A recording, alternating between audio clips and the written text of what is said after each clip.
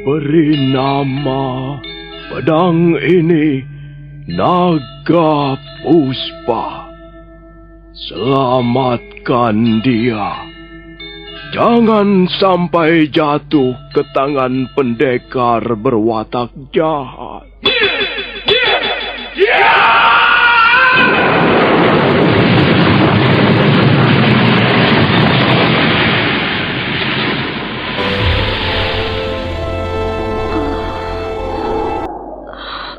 Kakang Kamandanu, kau masih juga tidak percaya bahwa aku mencintaimu. Mesin, maafkan aku, Mesin. Mesin. Mesin!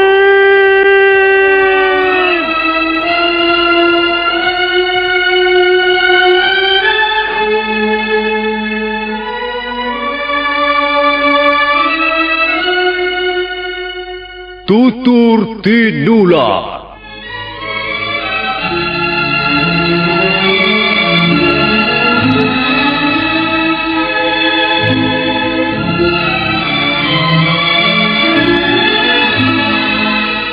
Sebuah sandiwara radio serial, produksi Sanggar Cerita dan teater Sanggar Prativi.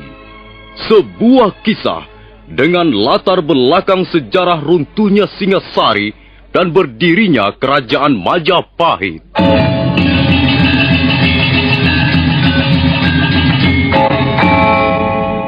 Sandiwara ini didukung oleh pemain-pemain radio yang sudah ternama. Ferry Fadli, Ivone Rose, dan Eli Ermawati.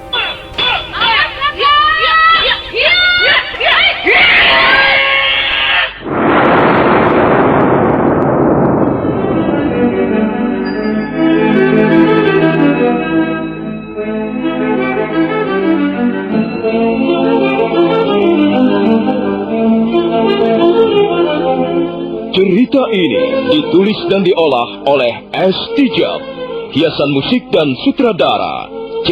Ispriyonoka. Kali ini mengetengahkan episode ke-12 dengan judul Naga Puspa Resna.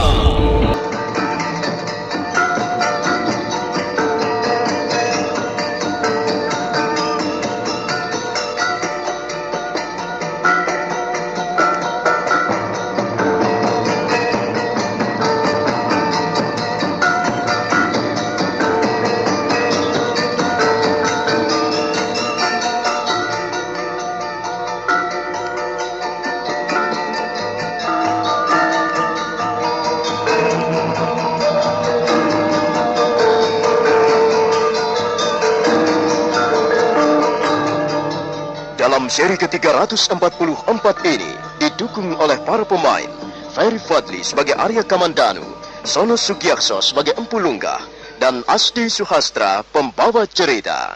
Selamat menikmati.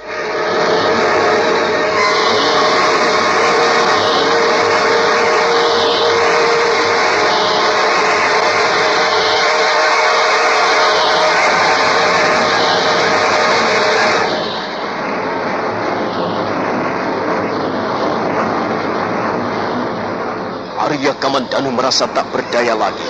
Dirinya bagaikan songgok kapas yang tersapu angin ribut ke sana kemari. Kekuatannya semakin lama semakin melemah, terhisap oleh kekuatan gaib yang maha dahsyat yang ditimbulkan oleh gerakan-gerakan jurus Rajah Naga.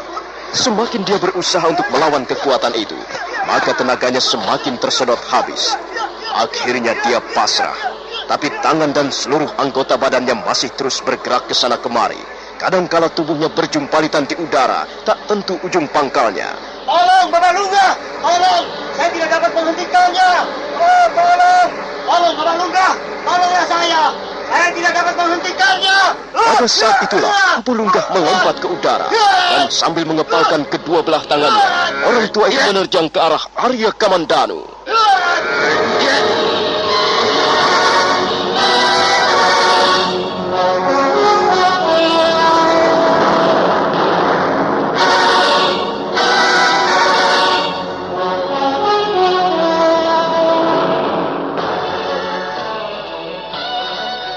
Saya merasa lemah sekali. Tenanglah, Ger, tenanglah. Duduklah. Nanti saya akan jelaskan. Saya seperti sudah tidak mempunyai tenaga lagi. Saya merasa sangat lelah, Bapak Lungga. Kalau begitu sebaiknya Angger Kamandanu istirahat bareng sejenak. Silakan berbaring di atas rumput ini, Ger. Biarlah saya menunggu bareng sejenak. Baik, Bapak Lungga. Saya berusaha akan memulihkan tenaga saya dulu. Arya Kamandanu kemudian berbaring di atas rumput. Dia mengatur pernapasannya. Semula agak susah untuk mengatur napas, tapi lama-kelamaan dia mulai bisa menguasai dirinya kembali. Ilmu itu pun mempunyai daya kesaktian yang luar biasa. Jika seseorang ingin memainkan jurus-jurus ilmu Kanuragan Naga Puspa tahap yang ketiga, maka harus melengkapi persyaratannya. Pertama, harus ada senjata yang memadai. Senjata itu pun harus mempunyai kekuatan sakti. Dan kedua, si pendekar pun harus memiliki daya kesaktian yang besar. Kalau ketiga unsur ini dipadukan, maka barulah ilmu Kanuragan Naga Puspa dapat dimainkan secara baik, Ger. Secara sempurna. Kalau demikian, saya tidak mungkin dapat memainkan jurus-jurus ilmu Kanuragan Naga Puspa tahap yang ketiga, Bapak Lungga. Karena nampaknya saya tidak mempunyai cukup cadangan tenaga dalam yang memadai. Iya, benar, Ger. Memang demikianlah kenyataannya. Tapi, Ger, ada hal-hal yang ingin saya ketahui dari Angger Kamandanu. Soal apakah itu, Bapak Lungga? Sekalipun Angger Kamandanu terseret arus dan tidak mampu mengendalikan diri, tapi nampaknya Angger telah mengetahui kunci-kuncinya. Dari manakah Angger dapat mengetahui kunci-kunci itu, Ger? Saya belum mengerti sepenuhnya maksud pertanyaan Bapak Lungga. Begini, Ger. Untuk memahami arti-arti yang terkandung di dalam garis-garis lempengan batu itu, dibutuhkan kunci. Tidak mungkin seseorang mampu membacanya tanpa kunci. Bagaimana Angger Kamandanu dapat mengetahui bahwa pada 4 lempengan batu yang pertama merupakan jurus-jurus cakar naga? Demikian pula pada lempengan batu berikutnya, yang merupakan jurus-jurus petit naga dan raja naga. Itulah yang saya maksudkan, Ger. Sekarang saya dapat mengerti pertanyaan Bapak Lungga. Begini, Bapak Lungga. Kunci itu terdapat di atas tubuh pedang Naga Puspa. Setelah pedang Naga Puspa dicuci oleh Paman Wirot, maka timbullah tulisan-tulisan yang ternyata merupakan kunci untuk membaca garis-garis di atas lempengan batu. Pedang Naga Puspa? Benar, Bapak Lungga. Pedang Naga Puspa itu adalah ciptaan Paman Ranubaya. Di atas tubuh pedang Naga Puspa tertera tulisan-tulisan yang bunyinya demikian. Cakar Nogo Kinurat Papat Hanawut Angkoso. Petit Nogo Kinurat Papat Ranongko Madyo. Rajah Nogo Kinurat Papat Sifat Papat Minongko Roso Jalmo. Ya, pantas. Pantas Angger Kamandanu dapat membaca garis-garis di atas lempengan batu. Rupanya Angger telah menemukan kuncinya. Sayang sekali, Nger. Sungguh-sungguh sangat disayangkan.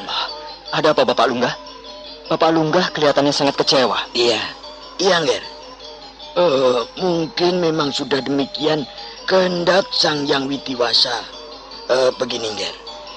Sebenarnya guru kami, Empu Sasi, melarang keras kepada semua murid-muridnya untuk menciptakan senjata pusaka yang bisa dipergunakan untuk memainkan jurus-jurus ilmu Kanuragan Naga Puspa tahap yang ketiga. Mengapa demikian, Bapak Lungga? Bukankah untuk memainkan jurus-jurus itu dibutuhkan senjata yang memadai? Senjata pusaka yang memenuhi persyaratan? Memang benar, Nger. Tapi barangkali guru kami mempunyai wawasan yang lain, yang jauh lebih luas. Coba, Nger. Bolehkah saya mengetahui seperti apa wujudnya pedang Naga Puspa itu? Terkejut. Untuk sesaat lamanya dia tidak bisa berkata apa-apa. Empu Lungga menjadi heran. Dia sama sekali tidak tahu apa yang sedang bergejolak di dalam hati anak muda di depannya. Bagaimana, Nger? Saya hanya ingin meminjamnya untuk melihatnya sebentar saja. Saya ingin tahu wujud pedang itu. Maaf Bapak Lunggah. Saya... ada apa, Angger? Sepertinya Angger Kamandanu kebingungan. Ada apa sebenarnya? Apa yang telah terjadi dengan pedang naga puspa itu?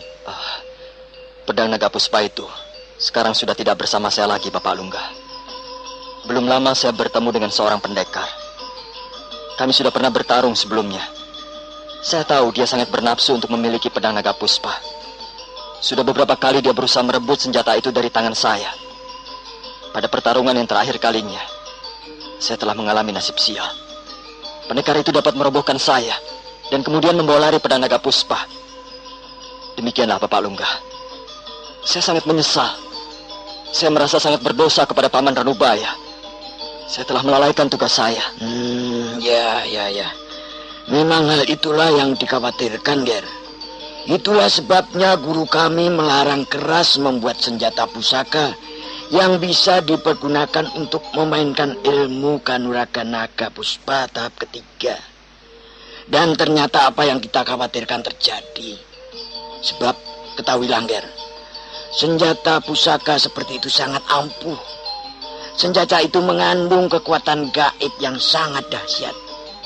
Bagaimana jadinya nanti kalau sampai senjata seperti itu jatuh ke tangan pendekar berwatak jahat? Dunia ini bisa dibuat geger, Ger. Dia bisa bertindak sewenang-wenang, menghancurkan segalanya demi menuruti hawa nafsunya dan angkara murkanya. Saya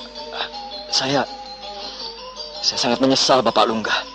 Sungguh-sungguh saya sangat menyesal. Baiklah, Ger. Memang sangat disesalkan hal itu bisa terjadi. Tapi karena sudah terjadi, kita mau apa lagi? Baiklah. Sekarang apakah Angger Kamandanu sudah mempunyai rencana tertentu? Sekarang ini saya sedang kebingungan, Bapak Lunggah. Saya merasa mendapatkan musibah besar. Saya harus dapat merebut kembali pedang naga puspa itu. Tapi dengan kemampuan yang saya miliki sekarang ini, rasanya hal itu mustahil. Karena itu sebenarnya saya ingin memperdalam ilmu kanuragan naga puspa tahap yang ketiga. Tapi apakah hal itu mungkin, Bapak Lunggah? Sudahlah, Angger. Lebih baik Angger Kamandanu sekarang ini menenangkan diri lebih dulu. Nanti malam saya akan menceritakan sesuatu hal yang perlu Angger ketahui. Sekarang marilah kita istirahat. Marilah kita pulang.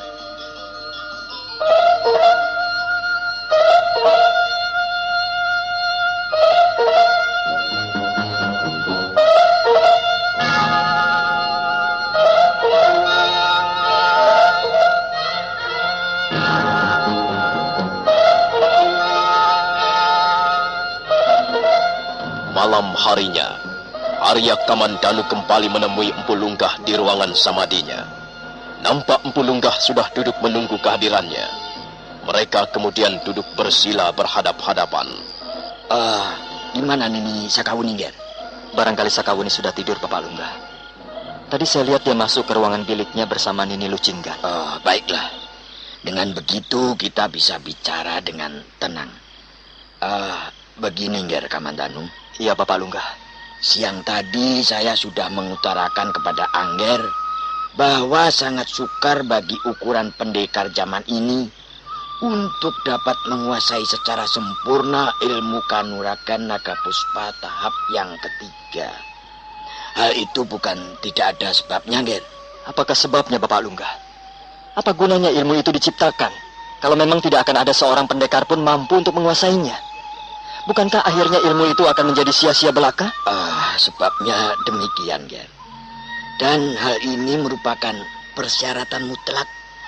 Persyaratan yang tidak bisa ditawar-tawar lagi. Jika Angger Kamandanu ingin menguasai ilmu kanuragan naga puspa tahap yang ketiga secara sempurna, maka Angger harus memiliki cadangan tenaga dalam yang sangat besar. Jika kekuatan tenaga dalam Angger tidak memadai, maka tentu saja Angger akan terpengaruh, akan terseret tenaga gaib yang ditimbulkan oleh jurus-jurus itu, Ger. Nah, sebaliknya, jika Angger mempunyai tenaga dalam yang sangat besar, maka Angger akan mampu berdiri sebagai tuan, sebagai majikan. Dan jika Angger sudah mampu berdiri sebagai tuan, maka jurus-jurus itulah yang akan melayani Angger sebagai hambanya. Demikian pula pedang naga puspa akan melayani Angger sebagai hamba. Mereka tidak akan mengganggu Angger lagi. Mereka akan menurut saja apa keinginan Angger. Disinilah letak kuncinya, Angger. Disinilah letak rahasianya. Jadi sekarang ini Angger Kamandanu harus melatih tenaga dalam sehingga mencapai takaran tertentu. Takaran yang sesuai dengan isinya. Kalau takarannya terlalu kecil dan isinya terlalu banyak, maka wadahnya akan pecah. Dapatkah Angger mengerti apa yang saya katakan ini? Iya, saya bisa mengerti Bapak Lungga. Sekarang bagaimana cara melatih tenaga dalam sehingga memperoleh takaran yang kita inginkan? Nah, lihat, Nger. Ini ada sebuah batu hitam. Coba perhatikan baik-baik. Dan lihat apa yang akan terjadi dengan batu hitam ini.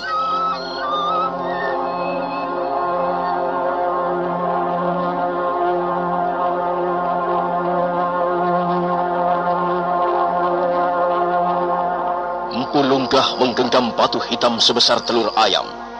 Orang tua itu memejamkan matanya sesaat lamanya. Perlahan-lahan wajahnya berubah menjadi kemerah-merahan. Kemudian disusul bibirnya gemetaran dan urat-uratnya menjadi tegang. Mendadak dari kepalan tangannya keluar asap keputih-putihan. Tangan itu terus berasap dan mengeluarkan suara mendesis. Asap itu semakin lama semakin bertambah banyak dan ruangan dipenuhi asap keputih-putihan.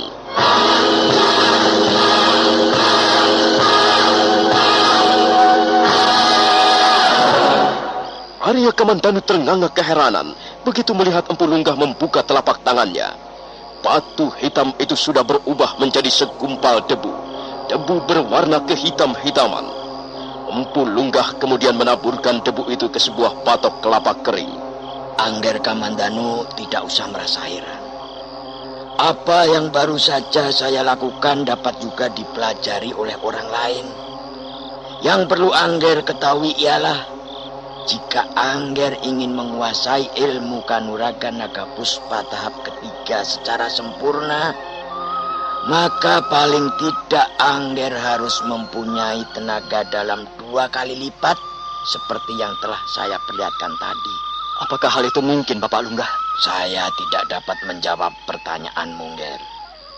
Memang selama ini yang saya ketahui hanyalah guru kami satu-satunya orang yang mampu menguasai ilmu kanuragan naga puspa tahap yang ketiga. Sedangkan saya sendiri hanya mampu menguasainya sebagian saja, Nger. Dan semua itu karena tenaga dalam yang tidak memadai. Dan hal ini tidak bisa dipaksakan, Nger. Jika dipaksakan, akibatnya akan menjadi buruk. Bukannya Angger yang akan menguasai ilmu kanuragan itu. Sebaliknya justru ilmu kanuragan itulah yang akan menguasai diri Angger Kamandanu. Seorang guru jika kalah pintar dengan muridnya, akibatnya si guru menjadi murid. Dan si murid pun menjadi guru. Bukankah hal ini tidak bisa dibenarkan? Oh, sekarang saya menjadi lebih jelas, Bapak Lunggah. Bolehkah saya menanyakan sesuatu? Oh, silakan, Ger. Silakan bertanya. Soal apa yang ingin Angger ketahui? Saya sudah kepalang basah, Bapak Lunggah. Saya harus bertanggung jawab terhadap hilangnya pedang naga puspa dari tangan saya. Saya harus dapat merebutnya kembali. Tapi usaha saya pasti akan menemui kegagalan jika kemampuan saya dalam hal ulah kanuragan tidak memadai. Karena itu saya sudah bertekad. Saya berjanji di dalam hati bahwa saya harus mampu menguasai ilmu kanuragan naga puspa tahap yang ketiga, apapun persyaratannya. Saya ingin tahu, Bapak Lunggah, berapa lama dibutuhkan waktu untuk melatih tenaga dalam sehingga mencapai takaran yang kita inginkan? Maksud saya, takaran yang sesuai untuk memainkan jurus-jurus ilmu kanuragan naga puspa. Oh, maaf, Nger. Saya takut Angger akan kecewa jika mendengar jawaban saya. Tidak, Bapak Lunggah. Walaupun bagaimana, saya akan tetap berusaha. Berapa dibutuhkan waktu untuk melatih tenaga dalam itu? Setahun? 2 tahun? Saya sanggup menjalankannya, Bapak Lungga. Dengar, Angger, dengar. Sekalipun Angger Kamandanu menghabiskan seluruh sisa-sisa usia Angger, dan Angger terus berlatih setiap hari tiada hentinya, Angger belum akan mampu mencapai takaran yang memadai. Apakah benar demikian, Bapak Lungga? Iya, Angger. Saya tidak berkata dusta kepada Angger. Saya berkata yang sebenarnya.